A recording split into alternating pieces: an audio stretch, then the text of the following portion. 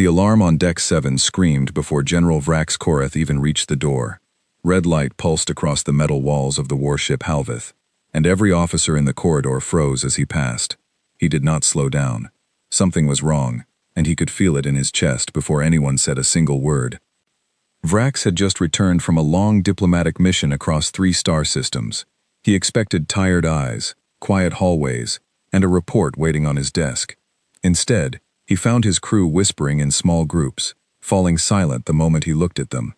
That silence told him more than any report could. He stopped a young officer named Dara Voss near the elevator. She was pale, her hands shaking slightly as she saluted. "What happened while I was away?" Vrax asked. His voice was calm, but there was an edge underneath it that made her flinch. "General, I was told not to say anything until Commander Yeslin briefs you," she said. "I did not ask what you were told. I asked what happened." Dara looked down the hallway, as if checking for anyone listening. Then she leaned closer. "There is cargo in Bay 4. It came in 3 days ago. Nobody from your staff approved it. I saw the manifest by accident. General, it does not look like normal cargo." Vrax felt his stomach tighten. On a warship, unauthorized cargo was never a small matter. But something about the way she said it, the way her voice cracked slightly, told him this was worse than smuggled weapons or stolen supplies. "Take me there," he said. "Now." They moved quickly through the ship, past sealed doors and nervous crew members who stepped aside without being asked. The lower decks of the Halvith were usually quiet, used for storage and maintenance. Today they were guarded. 2 soldiers stood outside Bay 4, and both looked surprised to see the general walking toward them. "General Korath," one of them said, straightening immediately. "This area is restricted. Commander Yeslin gave orders that—" "I do not answer to Commander Yeslin," Vrax said. "Open the door." The soldier hesitated only a moment before keying in the code. The heavy door slid open with a low mechanical groan, and Vrax stepped inside. At first, the room looked ordinary. Rows of storage containers lined the walls, dim lights humming above. But then he heard it. A small sound, a sniffle, then another, soft voices, frightened and hushed, coming from behind a row of crates near the back of the room. Vrax walked forward slowly, his heart pounding in a way it had not in years of service. He turned the corner and stopped. There, huddled together on the cold floor, were children. Human children. 12 of them, maybe younger, wrapped in thin blankets, eyes wide with fear. A little girl with short brown hair clutched a boy's arm tightly, both of them staring up at Vrax as if expecting him to hurt them.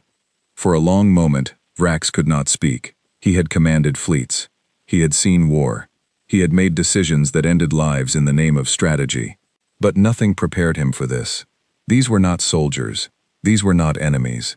They were children, taken from their homes, sitting on the floor of his ship, without his knowledge. "Who did this?" he said quietly, more to himself than anyone else.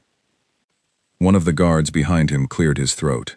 "General, please, let Commander Yeslin explain," he said. Vrax turned, and the look on his face silenced the guard instantly. "Get him here," Vrax said. "Now, and do not let anyone touch these children until I say so." The guard practically ran from the room. Vrax crouched down slowly, trying to make himself look less frightening, though his tall frame and unfamiliar features made that difficult. He kept his voice soft. "I am not going to hurt you," he said. "Do any of you understand me?" A boy near the front, maybe 10 years old, looked up with cautious eyes. "You talk like the others," he said, "but you don't look mean like them." "What is your name?" Vrax asked. "Danny," the boy said. "Danny Pierce." "Danny, I promise you, I did not know you were here. I am going to find out why, and I am going to fix this." The little girl beside him, still gripping the other boy's arm, spoke up in a shaky voice. "Are you going to send us home?" Vrax looked at her for a long moment. He thought of his own promises, the oaths he had taken when he became a general, oaths about protecting order, protecting his people, protecting the innocent.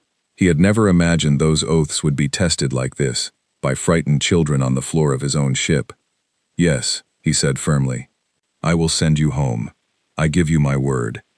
Before she could respond, Footsteps echoed through the hallway outside. Fast, heavy, and confident. Commander Yeslin appeared in the doorway, his expression unreadable, though Vrax noticed a flicker of concern in his eyes when he saw the general kneeling among the children. "General Koreth," Yeslin said, straightening his uniform, "I see you found our guests." "Guests," Vrax repeated, standing slowly. His voice was low, dangerous. "You call kidnapped children guests?" Yeslin's jaw tightened, but he kept his composure. "General, this is a sensitive matter. I was going to explain everything once you had time to rest from your mission." "Explain now," Vrax said. "Every detail, and do not think about leaving anything out." Yeslin glanced at the children, then back at Vrax. "Not here," he said quietly. "This is not something to discuss in front of them." Vrax hesitated, torn between wanting answers immediately and not wanting to frighten the children further. Finally, he nodded. "Dara," he said, turning to the young officer who had led him here, "stay with them. Bring warm food, blankets, anything they need. Treat them with respect. If I hear that anyone in this ship has been unkind to them, there will be serious consequences." "Yes, General," Dara said, relief clear in her voice, as she moved closer to the children, offering a gentle smile. Vrax turned back to Yeslin. "My office. Now." They walked in silence through the ship, the tension between them thick enough to feel in the air. Crew members who passed them quickly looked away, sensing the storm building behind the general's calm exterior. Once inside his office, Vrax closed the door and rounded on Yeslin immediately. "Start talking," he said. "Whose orders were these? Why are there human children on my ship? And why was I not informed?" Yeslin took a slow breath, as if preparing for a fight he already knew he could not win. "General, the order came from High Command, a classified directive, authorized above your clearance level while you were away on your mission." "Above my clearance. I am the commanding officer of this vessel." "I know," Yeslin said, "but this operation was handled differently. It falls under a special research initiative. The children were selected for study, genetic study, related to compatibility between our species and theirs. It is meant to help future diplomatic and scientific cooperation."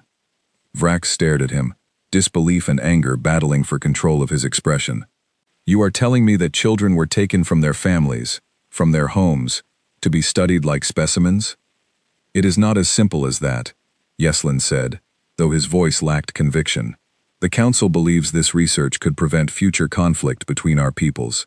Understanding compatibility, understanding growth patterns, could help us build trust with Earth in ways diplomacy alone cannot." "That is not trust," Vrax said, his voice rising for the first time. "That is exactly the kind of action that destroys trust.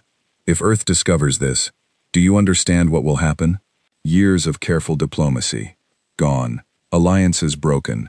And it will not be High Command who answers for it in the eyes of history. It will be me, my ship, my name." Yeslin's eyes flickered with something like guilt, but he pushed forward. "General, I was following orders. I did not create this directive. I only carried it out." "Then show me the orders," Vrax said. "I want to see exactly who authorized this, in writing, with a signature." Yeslin hesitated, and that hesitation was enough to make Vrax's suspicion deepen. "Commander," Vrax said slowly, "show me the authorization." "Now." Yeslin reached into his uniform and pulled out a small data chip, placing it on the desk with visibly trembling hands. Vrax picked it up and inserted it into his terminal. Lines of text appeared on the screen. Official language, seals of approval, dates, and finally, a signature at the bottom. Vrax stared at it. The signature was his own. "This is impossible," he said quietly. "I never signed this. I was not even in this system when this order was issued." Yeslin swallowed hard. "General, I assumed the signature was verified through proper channels." "I did not question it." "You did not question it," Vrax repeated, his voice cold. "Someone forged my authorization to steal children from their homes, and you did not think to question it?" The room fell into heavy silence. Vrax leaned back in his chair, his mind racing. If his signature had been forged, someone within his own command structure, or someone with access to his personal seals, was responsible. This was not just a matter of a rogue research project. This was a conspiracy, one that used his name and his ship to commit an act that could be seen, by any standard, as a crime. "I want a full investigation," Vrax said finally. "I want to know who created this order, who approved it, and who else was involved in bringing those children aboard this ship. And Yeslin, until I know the full truth, you are relieved of your normal duties. You will remain under watch." "General, please," Yeslin said, his composure finally breaking. "I made a mistake trusting the order without verifying it myself. But I am not your enemy in this. I want to make it right as much as you do." Vrax studied him for a long moment. Despite his anger, he could see something honest in Yeslin's eyes now, a flicker of regret that had not been there before. "Then help me," Vrax said. "Help me find out who is really behind this, because whoever they are, they used my ship, my name, and my crew to do something unforgivable, and I intend to make sure they answer for it." Yeslin nodded slowly. "I will do whatever I can, General." Vrax stood and walked to the small window of his office, looking out at the stars stretching endlessly beyond the ship. Somewhere out there was Earth, a planet full of families who had no idea their children had been taken. Somewhere out there were parents searching, praying, hoping for answers that no one could give them. He thought of the little girl's question, "Are you going to send us home?" He had made her a promise, and General Vrax Korath had never broken a promise in his life. He was not about to start now, no matter who stood in his way, no matter how high up the chain of command the truth might lead. Behind him, the door opened quietly. Dara stood there, her expression a mix of worry and determination.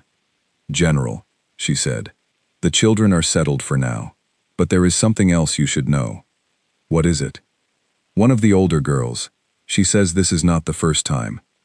She says other children were taken before them, on a different ship. She heard the guards talking about it." Vrax turned fully around, his expression hardening into something sharp and focused. "How many other children?" he asked. "And which ship?" Dara's eyes were steady despite the fear behind them. She does not know the number, but she heard the name Draymore. Vrax felt a chill pass through him. The Draymore was one of the largest vessels in the fleet, commanded by an officer who answered directly to the High Council.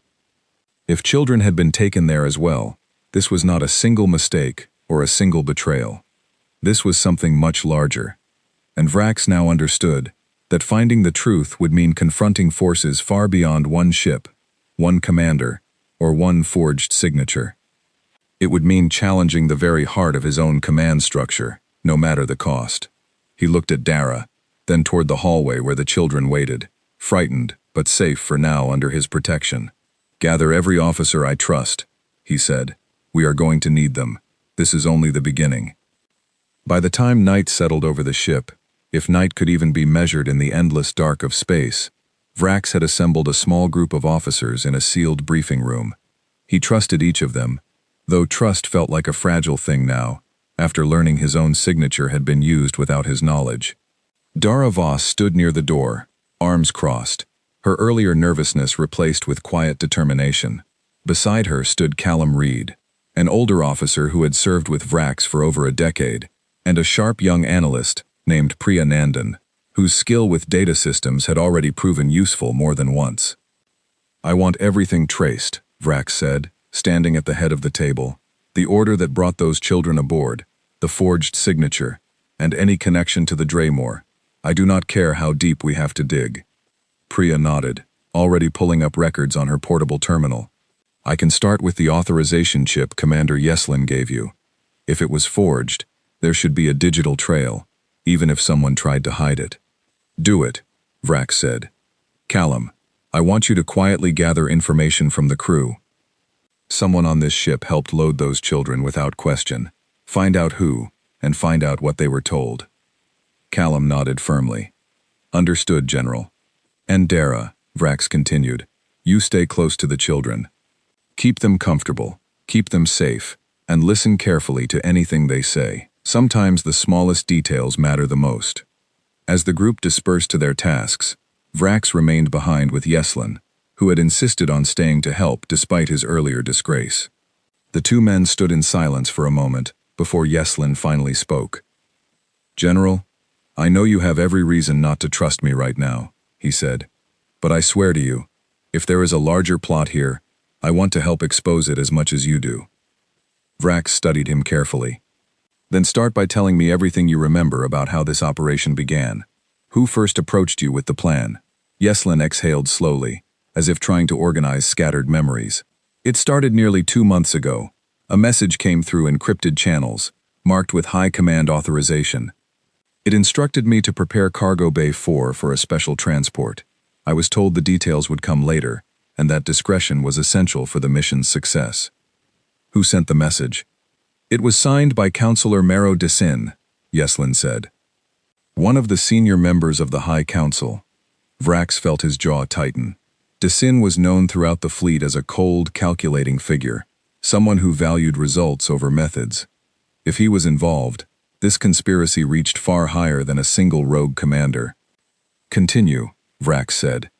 A transport ship arrived 3 days later, delivering the children under heavy guard. I was told they had been selected through a screening process on Earth, chosen for specific genetic markers related to adaptability and resilience. The official reasoning was that studying human children in a controlled environment would help our scientists understand compatibility factors for future cooperative projects between our species. And you believed that reasoning was worth kidnapping children, Vrax said, his voice sharp. Yeslin lowered his eyes. At the time, I told myself it was authorized, necessary, even beneficial in the long run. I did not allow myself to think too deeply about what it truly meant. I see now how wrong that was. Vrax turned away, staring at the star-streaked window behind his desk. The truth was becoming painfully clear. This was not a simple case of one officer overstepping his authority. This was a calculated operation, planned and approved by someone deep within the High Council, someone willing to use forged authorization and manipulate trusted commanders to achieve their goals. We need proof, Vrax said finally. Solid, undeniable proof, before we take this any further. If Desin discovers we are investigating him without evidence, he will bury this deeper than we can imagine, and possibly harm the children in the process to eliminate witnesses. What do you propose? Yeslin asked. We move carefully, Vrax said. Priya works on tracing the digital trail. Callum gathers information from the crew. Meanwhile, I want to speak with the children myself, individually if possible. If other children were taken aboard the Draymore, as Dara mentioned, there may be details only they know, details that could help us understand the scope of this operation. Yeslin nodded. I can arrange transport records for the Draymore, quietly, without drawing attention. Do it, Vrax said. But Yeslin, understand this. If I discover you are hiding anything else from me, there will be no second chances. I understand, General, Yeslin said quietly, and for the first time, Vrax believed him completely. Over the following hours, Vrax made his way back to the room where the children were staying, now converted into a warmer, more comfortable space with blankets, food, and soft lighting arranged by Dara. The children looked less frightened than before, though their eyes still carried the weight of confusion and homesickness. Vrax approached slowly, keeping his movements calm and unthreatening. Danny, the boy he had spoken with earlier, looked up first. You came back, Danny said. I told you I would, Vrax replied, sitting down carefully on the floor near them, ignoring the strange looks from the guards stationed nearby. The little girl who had asked about going home, whose name he learned was Ellie Marsh, shuffled closer. Did you find out why we're here? Vrax considered his words carefully, unwilling to lie, but also unwilling to frighten her further. I am still learning the truth, he said. But I promise you, I am doing everything I can to understand what happened, and to fix it. A quiet boy sitting near the back, who had not spoken much since Vrax's first visit, finally looked up. His name, Vrax had learned, was Sam Ashworth. There were more of us, Sam said softly. Before we got here, on another ship, bigger than this one. Vrax's attention sharpened immediately. Can you tell me about that ship, Sam? Sam nodded slowly, his voice trembling slightly as he spoke. They kept us in a room with metal walls, like this one, but colder. There were maybe 20 other kids there, not just from where I'm from. Some talked differently, like they were from faraway places. We were all together for a while, and then one day, they split us up. Some of us came here. I don't know where the others went. Do you remember the name of that ship? Vrax asked gently. Sam hesitated, closing his eyes as if trying to recall. I heard someone say Draymore. I think that's what it was called. Vrax exchanged a quiet glance with Dara, who stood nearby, her expression grim. This confirmed what they already suspected. The operation was larger than a single transport, larger than a single ship. If 20 or more children had been held on the Draymore before being separated and moved to different locations, the scale of this conspiracy was far greater than anyone had initially imagined. Sam, this is very important, Vrax said. Do you remember anything else? Any names? Any details about the people who kept you there? Sam thought for a long moment before nodding slowly. There was a woman. She wasn't like the guards. She wore different clothes, cleaner, more important looking. The guards called her director sometimes. I don't remember her real name, but she seemed to be in charge of everything. Vrax filed this information away carefully. A director overseeing operations aboard the Draymore, working alongside Counselor DeSin, painted a picture of an organized network rather than a single reckless decision. This was systematic, deliberate, and clearly involved multiple layers of authority within the fleet. Thank you, Sam, Vrax said. You have helped me more than you know. As he stood to leave, Ellie tugged gently at his sleeve. Are the other kids from the other ship okay? Do you think you can find them too? Vrax looked down at her, feeling the weight of her question settle heavily in his chest. He had already promised to send these children home. Now, it seemed, there might be many more children out there, still trapped, still waiting for someone to come find them. I will do everything in my power to find them, he said firmly. I promise you that as well. Later that night, Priya found Vrax in his office, her expression tense but focused. General, I traced part of the digital signature. Whoever forged your authorization used a fragment of your security codes from 3 months ago, during your last visit to Council headquarters. That means someone with access to Council systems copied your credentials directly. Someone inside the Council itself, Vrax said quietly. It gets worse, Priya continued. I found a secondary authorization linked to the same forged signature, dated just 2 weeks ago.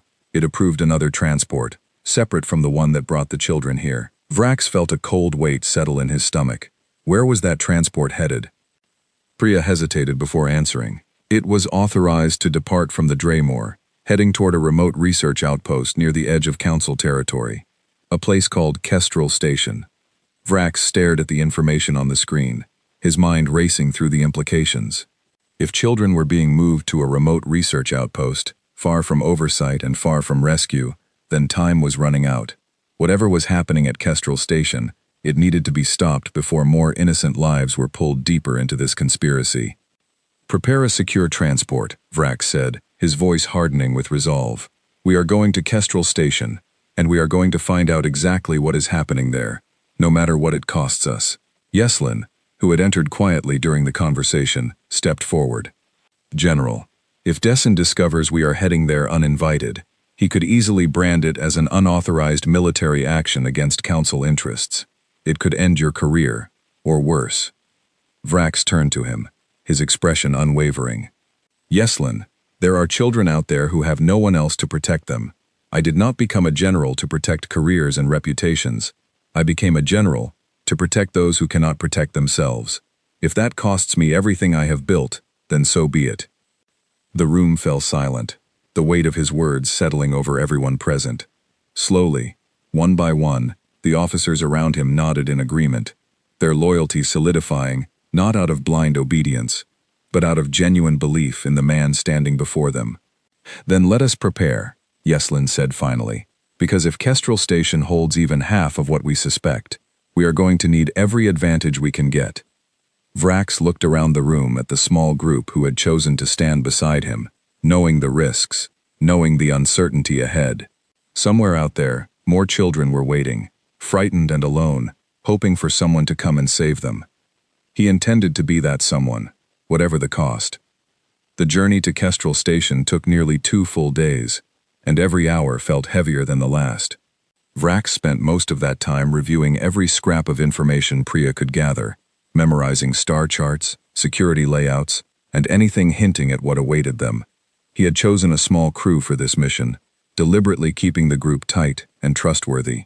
Callum Reed handled security preparations, Priya continued digging through data trails, and Dara remained behind on the Halveth to care for the children, though she had argued fiercely to come along before finally agreeing someone needed to protect them at home.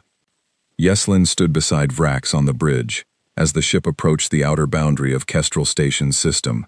The station itself came into view slowly, a massive structure orbiting a distant gray moon, its metal surface glinting faintly under starlight. From the outside it looked like any ordinary research facility, quiet and unremarkable. "It does not look like much," Callum said, studying the readouts. "That is exactly the point," Vrax replied. "Whoever runs this place wants it to look ordinary. Nothing draws less attention than something boring." Priya's console beeped softly, drawing everyone's attention.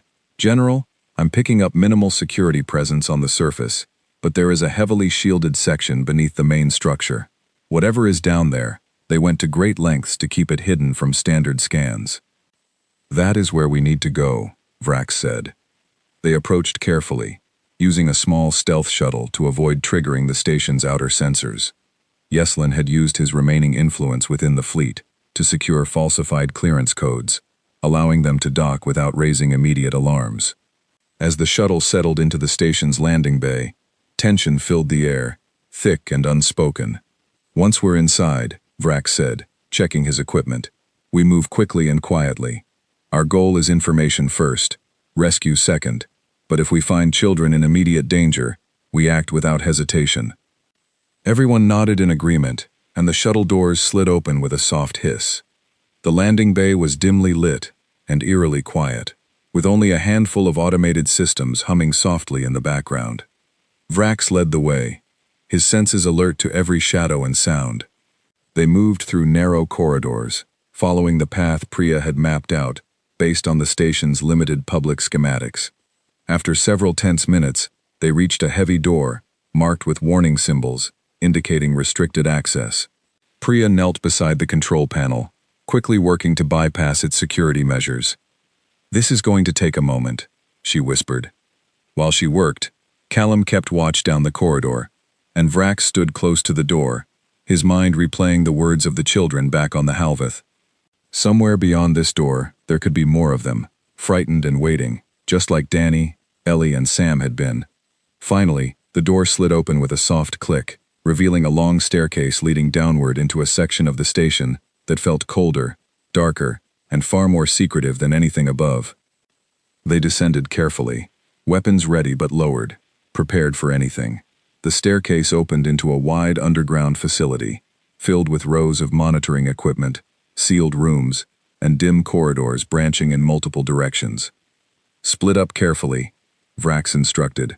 "Stay in constant contact. If you find anything, report immediately."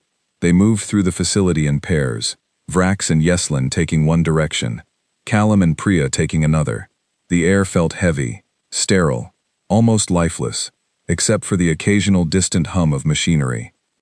As Vrax and Yeslin rounded a corner, they came across a large observation window overlooking a spacious room below. What they saw made both men stop in their tracks. Inside the room were more children, at least 15 of them, sitting quietly at small tables, or resting on simple cots along the walls. Unlike the frightened, huddled group Vrax had found on his own ship, these children looked exhausted, almost resigned, as though they had grown used to their surroundings in a way that broke his heart even more deeply. "There they are," Yeslin whispered. "This confirms it. This is where they've been keeping the rest." Vrax's jaw tightened as he studied the room further. In the corner, a woman in clean, formal clothing walked among the children, occasionally stopping to check something on a small device she carried. Her posture was calm, professional, completely detached from the reality of what she was overseeing. "That must be the director Sam mentioned," Vrax said quietly. Before they could decide their next move, a voice crackled through their communication devices. It was Priya, her tone urgent. "General, you need to see this. We found something in the main data hub. It's bigger than we thought." Vrax and Yeslin made their way quickly to Priya and Callum's location, finding them standing before a large console filled with scrolling data and star charts. "What did you find?" Vrax asked. Priya turned the screen toward him, her expression grim. "This facility isn't just studying compatibility. Like Yeslin was told. Look at these records. They've been running experiments related to accelerated development and enhanced physical resilience. They're trying to create something new, using human genetic material combined with data from our own species." Vrax stared at the screen, disbelief and anger rising within him in equal measure. "They are trying to create hybrid soldiers," he said slowly, the horrifying realization settling over him. "It looks that way," Priya confirmed. "The children were not just chosen randomly. According to these files, they were selected specifically for genetic markers related to strength, adaptability, and resistance to environmental stress. This isn't simple research. This is the early stage of something much larger." Yeslin's face had gone pale. "I had no idea," he said quietly. "I swear, General, if I had known this was the true purpose, I never would have." "I believe you," Vrax said, cutting him off gently but firmly. "But understanding that does not change what we need to do now. We have to stop this immediately and get every child out of this facility." As if on cue, alarms suddenly blared through the facility, red lights flashing along the corridors. Someone had discovered their presence. "They know we're here," Callum said, raising his weapon defensively. "Everyone stay calm," Vrax said, though his own heart pounded heavily in his chest. "We need to move quickly toward the children before security locks down the facility." They rushed back through the corridors, retracing their path toward the observation room where they had seen the children. As they arrived, the woman Vrax had identified as the director stood near the door, flanked by 2 armed guards, clearly alerted to their intrusion. "General Koreth," she said calmly, as if greeting an old acquaintance rather than an intruder. "I must say, I did not expect you to find your way here so quickly." "You know who I am," Vrax said, stepping forward carefully. "Of course," she replied. "I am Director Celine Ashcombe. I oversee this research facility on behalf of the Council, and I must admit, your involvement complicates things significantly. You are holding children against their will," Vrax said, his voice rising with barely contained fury. "Conducting experiments that violate every ethical principle our people claim to uphold. This ends now." Celine's expression remained infuriatingly composed. "General, I understand your concern, truly, but what we are doing here serves a greater purpose. The future stability of our species may depend on advancements only possible through this research. There is no purpose great enough to justify stealing children from their families," Vrax said. "No research, no future benefit, nothing justifies this." The guards beside Celine shifted uneasily, clearly uncertain about how to proceed against a ranking general, despite their orders. "I am afraid I cannot simply allow you to interfere with Council-sanctioned research," Celine said, though her voice wavered slightly for the first time. "This facility operates under direct authorization from Councillor Dessen himself." "Then Councillor Dessen will answer for this alongside you," Vrax said firmly. "But right now, my priority is these children. Step aside." For a tense moment, no one moved. Then quietly, one of the guards lowered his weapon slightly, glancing toward Yeslin with recognition. "Commander Yeslin?" the guard said hesitantly. "I served under you 2 years ago, on the Tessalene. Sir, is this true? Are we really holding children here for experimentation?" Yeslin stepped forward, meeting the guard's eyes directly. "It is true, and it is wrong. I was deceived about the purpose of this operation, just as you may have been. But now that we know the truth, we cannot continue serving it." The guard's grip on his weapon loosened further, doubt clearly creeping into his resolve. Celine noticed the shift immediately and attempted to regain control of the situation. "Do not listen to him," she said sharply. "Our orders come directly from the Council. Betraying this mission means betraying your oath." "My oath was to protect our people," the guard said slowly, "not to imprison children." Sensing the guard's hesitation, Vrax pressed forward. "Director Ashcombe, this facility's operations end today. You can either step aside peacefully, allowing us to secure the safety of these children, or you can continue resisting and answer for that decision before the Council yourself." alongside charges of unauthorized human experimentation. Celine's composure finally cracked, frustration and fear flashing across her face. "You do not understand the scale of what you are dismantling, General. This research took years to develop. The Council will not simply let this go." "Then let them come and explain themselves," Vrax said. "Because I intend to expose every detail of this operation, regardless of the consequences to my own career." After a long, tense silence, Celine finally stepped back, gesturing weakly toward her remaining guard. "Stand down," she said quietly, defeat clear in her voice. "For now." Vrax moved quickly past her, entering the room where the children waited. Their tired eyes lit up with cautious hope, as Yeslin and the others followed closely behind. "My name is General Vrax Korath," he announced gently to the room. "I am here to take you home." A wave of quiet disbelief rippled through the children, some too exhausted to react immediately, others beginning to cry softly with relief. A young girl near the front, perhaps the oldest among them, stepped forward cautiously. "You mean it?" she asked. "You're really taking us home?" "I promise you," Vrax said, kneeling down to meet her eyes directly. "Every single one of you is going home. What is your name?" "Maggie," she said. "Maggie Colton. I've been trying to keep the younger ones calm since they brought us here. Some of them haven't stopped crying for days." "You did well, Maggie," Vrax said. "You protected them when no one else would. Now it is my turn to protect all of you." As Callum and Priya began coordinating with the remaining guards, many of whom now seemed willing to cooperate after realizing the truth of their situation, Vrax turned to Yeslin. "We need to secure every piece of evidence in this facility," he said. "Every data file, every research record, everything that proves what happened here. If we are going to bring down whoever is truly responsible, we need undeniable proof."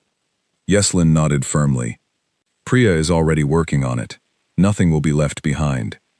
As the children were gently gathered and prepared for transport back to the Halveth, Vrax allowed himself a brief moment to look back at Director Ashcombe, now standing quietly under guard, her earlier confidence completely shattered. "This is not over," she said quietly as he passed. "Desen will not allow this to go unanswered." "I am counting on it," Vrax replied calmly, "because when he comes to answer for this, the entire council will hear exactly what happened here, and exactly who was responsible." With the children finally safe and evidence secured, Vrax led his small but determined team back toward their shuttle, carrying with him not just the rescued children, but the undeniable proof needed to expose a conspiracy far larger and far darker than he could have ever imagined when this journey first began. The real battle, he knew, was only just beginning. Back aboard the Halveth, the reunion between the two groups of children was filled with quiet tears and cautious relief.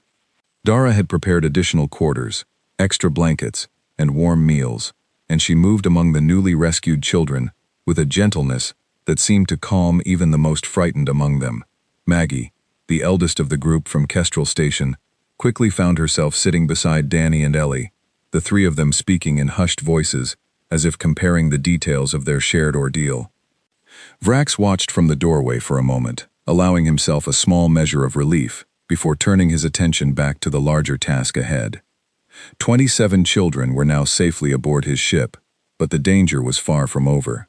Somewhere within the High Council, Mero Dessine remained untouched, protected by his position, and, until now, by the secrecy of his operation. "We cannot wait long," Priya said, joining Vrax in the corridor outside the children's quarters, her portable terminal filled with organized files pulled from Kestrel Station's data hub. "Director Ashcombe will find a way to contact Desen, if she has not already. Once he knows we have evidence, he will move quickly to bury it, or worse, silence anyone connected to this operation. Then we move first," Vrax said. "I want a formal session called before the full council, as soon as possible. No private meetings, no closed doors. This needs to happen in front of every member, where nothing can be quietly dismissed." Yeslin, standing nearby, nodded in agreement. "I can help arrange that. As a commander with standing, even a disgraced one, I still have the ability to request an emergency session under fleet regulations concerning crimes against protected civilian populations." "Do it," Vrax said. "And Priya, prepare copies of every file you recovered. I want physical records as well as digital ones.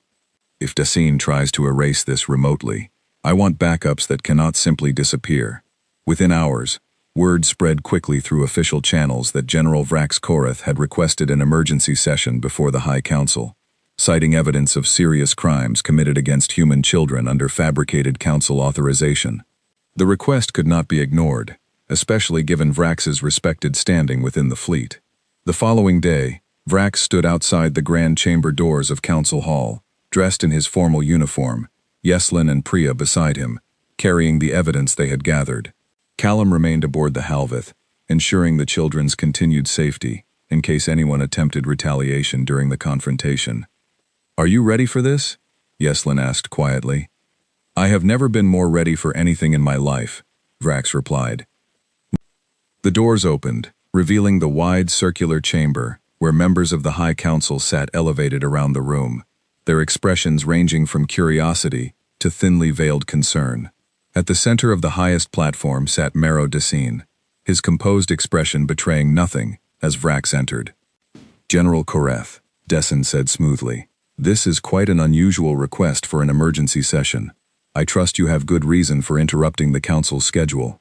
"I do," Vrax said, his voice steady and clear as it echoed through the chamber.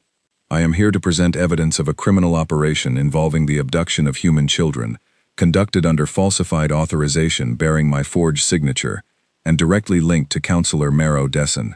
A ripple of murmurs spread through the chamber, council members exchanging startled glances. Decine's expression remained calm, though Vrax noticed a slight tightening around his eyes. "That is a serious accusation, General," Decine said. "I hope you understand the consequences of making such claims without solid proof." "I understand completely," Vrax replied, "which is why I have brought exactly that." He nodded to Priya, who stepped forward and activated a large display at the center of the chamber, projecting images and data files for the entire council to see.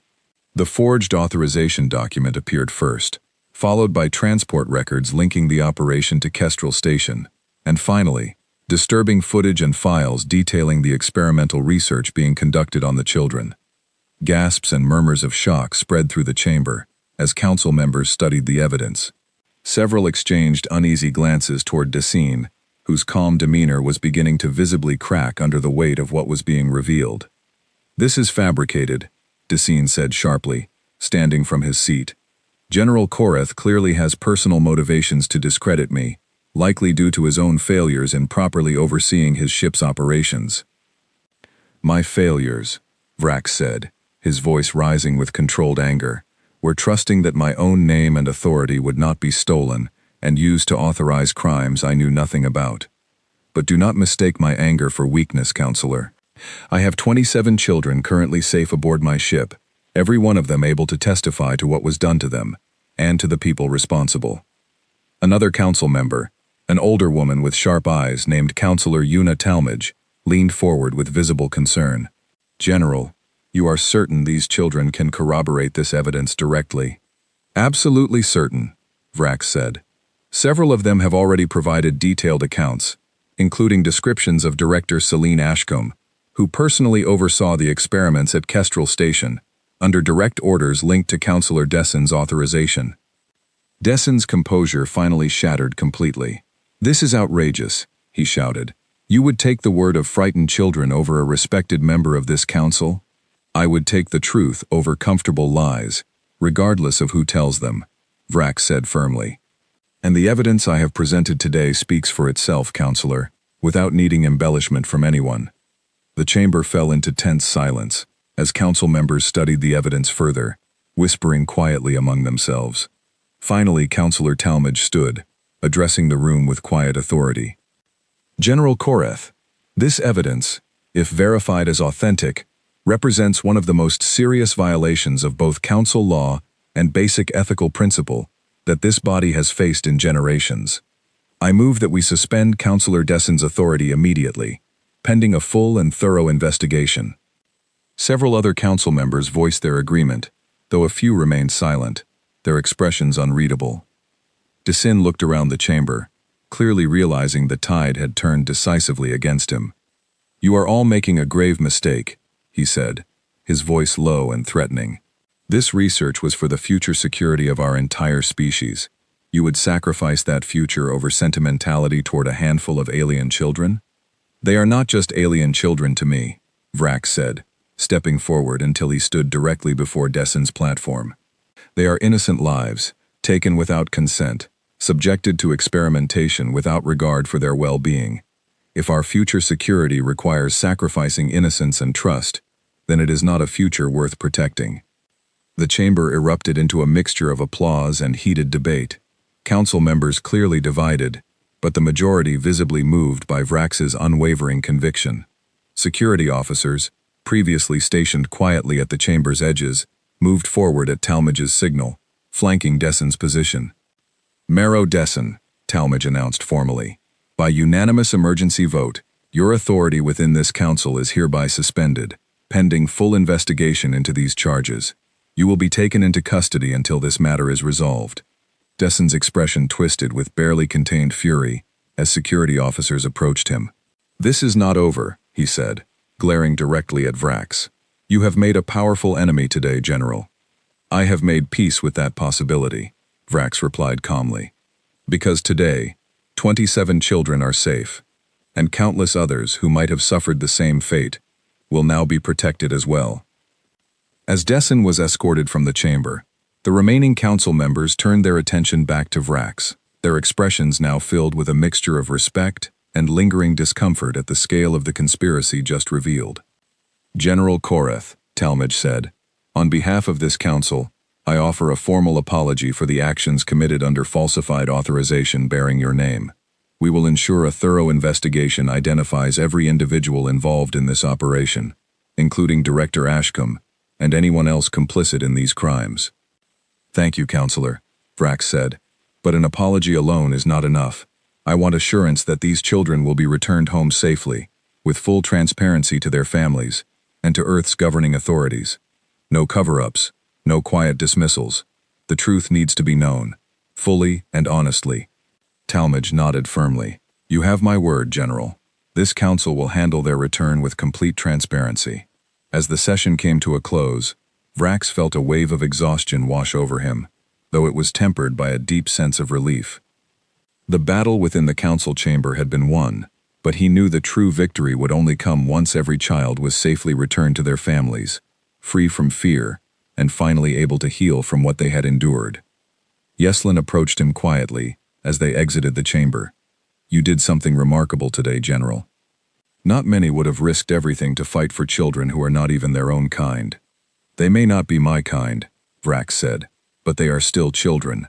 That should be reason enough for anyone. As they walked together through the quiet halls of Council Hall, Vrax allowed himself a small, genuine smile for the first time since this entire ordeal began. The road ahead still held challenges, arrangements for the children's safe return, ongoing investigations, and the difficult task of rebuilding trust between two very different worlds. But for now, in this moment, he felt something he had not felt in a long time. He felt like he had truly done the right thing. 3 days passed before the Halvith received official clearance to proceed toward Earth. During that time, Vrax spent nearly every free moment with the children, learning their names, their stories, and slowly earning the trust that had been so violently broken by the people who took them. Priya worked closely with council investigators, ensuring every piece of evidence remained secure and properly documented. Callum coordinated security details for the journey home, while Yeslin, still formally under review for his earlier involvement, dedicated himself entirely to making arrangements for a safe and transparent return. Dara had become something of an older sister figure to many of the younger children, patiently teaching them small games to pass the time and softly singing songs she remembered from her own childhood to help ease them to sleep at night. Maggie, the eldest among the rescued children, had taken on a similar role, helping keep spirits high among the group despite the uncertainty that still lingered. One evening, as the ship cruised steadily toward Earth's system, Vrax found himself sitting with a small group of children in the common area Dara had set up for them. Danny sat beside him, curiously studying a small holographic display Priya had created to keep the children entertained during the journey. General Korath, Danny said, looking up from the display, what's going to happen to the people who took us? Are they going to get in trouble? Vrax considered his answer carefully before responding. Yes, Danny. The people responsible are going to face serious consequences for what they did. The council is investigating everyone involved, and they will be held accountable. Even the important guy? The one in charge? Danny asked. Especially him, Vrax confirmed. No one is above answering for actions like this, regardless of their position or power. Ellie, sitting nearby with a warm blanket wrapped around her shoulders, spoke up quietly. Will we ever have to see them again? The people who took us? Vrax turned to her, his expression softening. No, Ellie, you will never have to see them again. Once we reach Earth, you will be reunited with your families, and this entire ordeal will be behind you. What if... Ellie hesitated, glancing down at her hands. What if things are different now? What if it's scary going back? Vrax knelt down slightly to meet her eyes more directly. It is normal to feel nervous about going home, after everything that has happened. But your families have been waiting for you, hoping for you, every single day since you were taken. That love does not change, no matter how much time has passed or how much has happened. Maggie, sitting close by, added gently, and we'll all still be able to talk, right? Even after we go home. We've been through so much together. I will make sure of it, Vrax said firmly. None of you will simply disappear back into separate lives without support. The council has agreed to provide counseling, resources, and ongoing care for each of you, along with your families, to help you adjust after everything you have experienced. The children seemed to relax slightly at his reassurance, though the weight of their upcoming return clearly still lingered in their minds. Vrax stayed with them a while longer, answering their questions patiently, offering comfort wherever he could, until one by one, exhaustion overtook them, and they drifted off to sleep in the common area, safe and warm for the first time, in what felt like ages. As the Halveth finally entered Earth's system, tension mixed with anticipation among the crew. Vrax stood on the bridge, watching the familiar blue and green planet grow larger on the main view screen, knowing that beyond it waited families desperate for answers, desperate for their children's safe return. General, Priya said from her station, Earth's governing authorities have been briefed according to the Transparency Agreement. They are prepared to receive the children, along with full documentation of everything that occurred. Good, Vrax said. I want everything handled delicately. These families have already suffered enough uncertainty and fear. I do not want the reunion overshadowed by unnecessary spectacle or bureaucracy. Yeslin, standing nearby, nodded in agreement. I have coordinated with Earth's representatives to ensure the process remains as calm and private as possible, focusing entirely on reuniting the children with their families first, before any official statements or investigations proceed further. As the ship approached its designated landing coordinates, a quiet, nervous energy spread through the children's quarters. Dara helped them gather their few belongings, mostly small comfort items provided during their time aboard the Halveth, while reassuring each of them softly as they prepared for the moment they had been waiting for since their ordeal began. The Halveth descended gently onto a secured landing area, coordinated carefully between council representatives and Earth's authorities. As the ship's doors opened, sunlight poured into the cargo bay, illuminating the anxious faces of the children as they stepped forward together, holding hands, supporting one another, just as they had throughout their entire ordeal. Outside, a carefully organized but emotional scene awaited them. Families stood together, tearfully waiting, some clutching photographs, others simply staring toward the ship's entrance, with desperate hope in their eyes. Officials from Earth's governing bodies stood respectfully to the side, allowing the reunions to unfold naturally, without unnecessary interference. Danny was the first to step forward, and almost immediately, a woman broke from the crowd, running toward him with tears streaming down her face. Danny! Oh my goodness! Danny! She cried, pulling him into a tight embrace as he began crying as well, clinging to her tightly. Mom, he said softly, his voice breaking with relief. I missed you so much.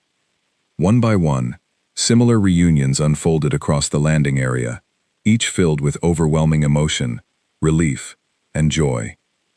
Ellie ran toward her parents, both of whom knelt down immediately to wrap her in their arms, sobbing quietly with gratitude. Sam found his older sister waiting anxiously at the front of the crowd, and the two embraced tightly, neither willing to let go for several long moments. Vrax watched from the ship's entrance, his heart swelling with emotion as he witnessed the culmination of everything they had fought so hard to achieve. Yeslin stood beside him, equally moved by the scene unfolding before them. "We did it," Yeslin said quietly. "Every single one of them is finally home."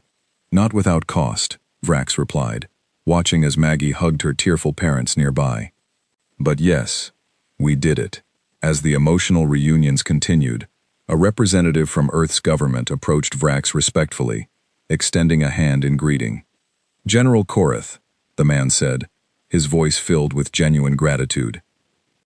"On behalf of Earth's Governing Council, I want to personally thank you for your courage and dedication in bringing these children home safely. We understand the personal risks you took to ensure this outcome." Vrax shook the man's hand firmly. "These children deserved nothing less. I only regret that this situation occurred at all, and I intend to ensure something like this never happens again." "We appreciate that commitment," the representative said, "and we look forward to working closely with your council to strengthen safeguards and rebuild trust between our peoples, moving forward from this incident."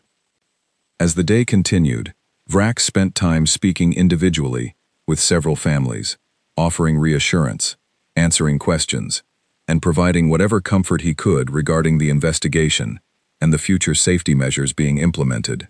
Though difficult conversations remained ahead regarding the full details of what the children had endured, the immediate relief and joy of their safe return filled the atmosphere with a powerful sense of hope.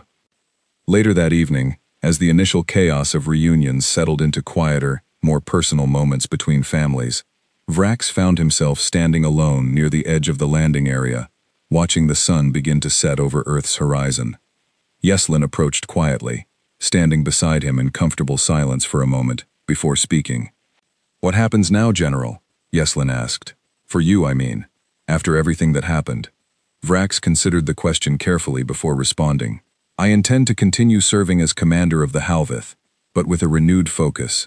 This experience has shown me how easily trust can be manipulated, how quietly cruelty can hide behind official authority. I want to ensure stronger oversight exists within our fleet, safeguards that prevent anyone from ever using deception and forged authority to harm innocent lives again." "That sounds like a heavy responsibility," Yeslin said. "It is," Vrax agreed, "but it is one I am prepared to carry, especially after everything these children endured, because such safeguards did not exist before." Yeslin nodded thoughtfully. "For what it's worth, General, I am grateful you gave me the chance to help make things right, despite my earlier failures in this situation." "Everyone deserves the chance to correct their mistakes," Vrax said. "What matters most is what we choose to do once we recognize the truth." As darkness slowly settled over the landing area, Vrax noticed Maggie approaching from a short distance away, her parents standing nearby, watching with quiet gratitude.